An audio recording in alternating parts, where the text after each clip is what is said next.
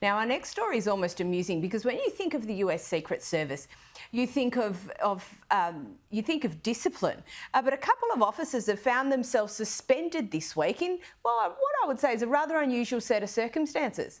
Yes, it's an unusual set of circumstances when it comes to two Secret Service members fighting each other and it being caught on camera outside of Obama's location. But it just goes to show you the level of disarray that is stemming from the federal government, and especially coming from the Biden administration. And I would wager that some of these people, I don't know these particular agents if they were hired during the Biden administration, but there was a lot of chaos that was happening. We can also look at what happened with Donald Trump and the assassination attempt and the failures of the Secret Service that led for him to be even shot in the first place. So none of this shocks me, but the Secret Service has a little bit of tumultuous history. We've heard, situations of them getting prostitutes in foreign nations and things like that. So this doesn't strike me as completely abnormal. Maybe they're not as disciplined as we all give them credit for. Now, we've also learned that the FBI is revisiting a few things which may have potentially fallen off their to-do list, like the White House cocaine find. What's this all about, and should we be expecting any action here? Personally, I don't think there's going to be any sort of action.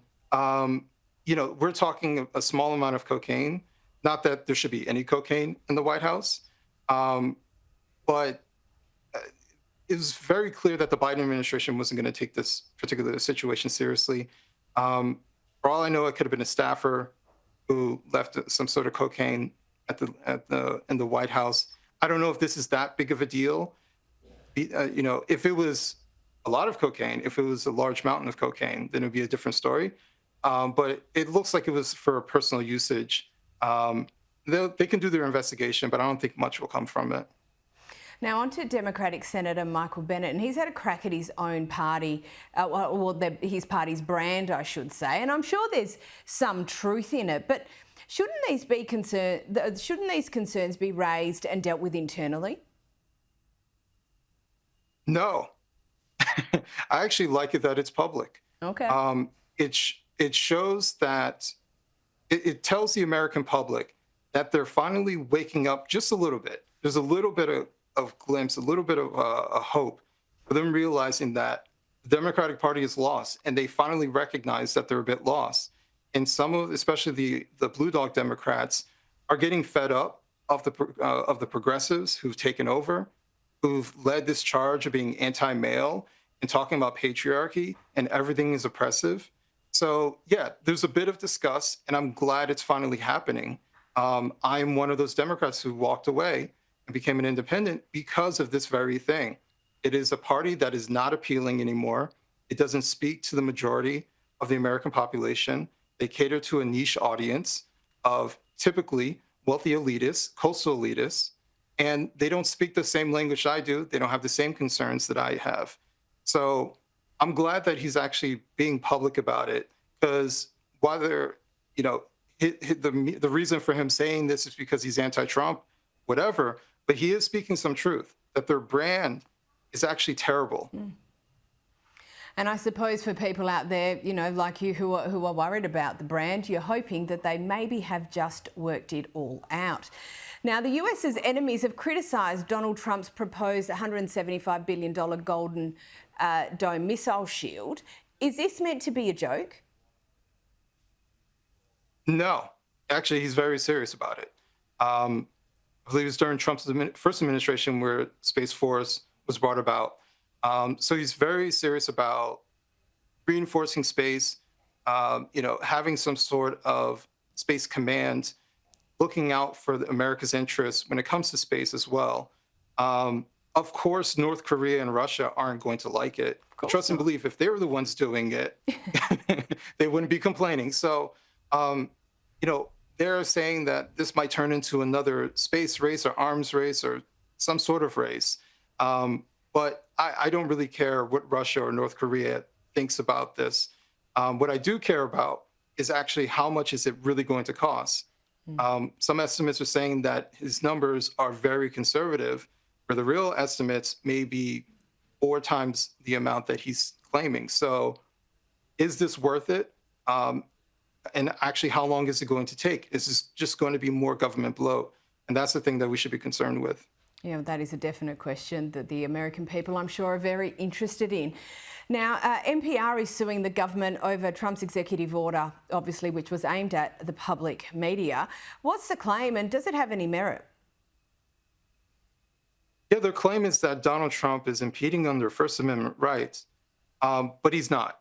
The reality is that NPR's budget is about 1% coming from the federal government. Even if it was 15 or 50%, NPR is a private organization, and they're not entitled to federal funding. And that's the biggest problem when it comes to NPR. They believe that they're entitled to the consistent the status quo of receiving money from the federal government, just like much of the federal government or much of the apparatus that's attached to the federal government around DC, especially. So, no, you're not entitled to our tax money. It's not Trump's money. It's my money, too. So if there are questions about your conduct as a private organization, the federal government doesn't have to fund you. And so very clearly, 99% of your budget comes from elsewhere. Fill in the gap. Yeah, totally. He's not stopping them from saying what they're saying. He's just saying that the American people aren't going to pay for it. They're two totally different things. Now onto the US university scene, and Trump has suggested that Harvard cut its international student intake to 15%. Now he's gone pretty hard on the Ivy League universities. What's this latest barb? What's the purpose of it? Yeah, when it comes to Harvard, they're once again upset that the gravy train is ending when it comes to federal funding, even though they have over $50 billion in endowment. They're essentially a mid-tier hedge fund. They still think that they should get as much money as they possibly can from the federal government.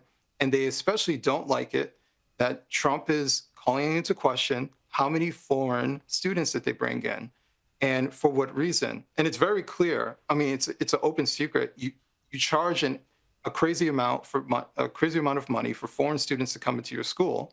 You make a lot of money that way. And so you just keep increasing the amount of foreign students who can come through. And so they're calling into question the quality of students that are coming in, the reasons for taking in all these foreign students. And you know what? I'm all for it. I'm all for them looking out for because very clearly they're not very good at delegating how many, terrorist, sympathetic kind of students who are coming through who aren't here for the American experience, who are here to alter our society to some degree. And granted, that's not all of them, but they're obviously not taking Trump's threats seriously. And so he's exercising what he is saying. Oh, he is absolutely exercising what he is saying. Adam Coleman, thank you so much for joining us.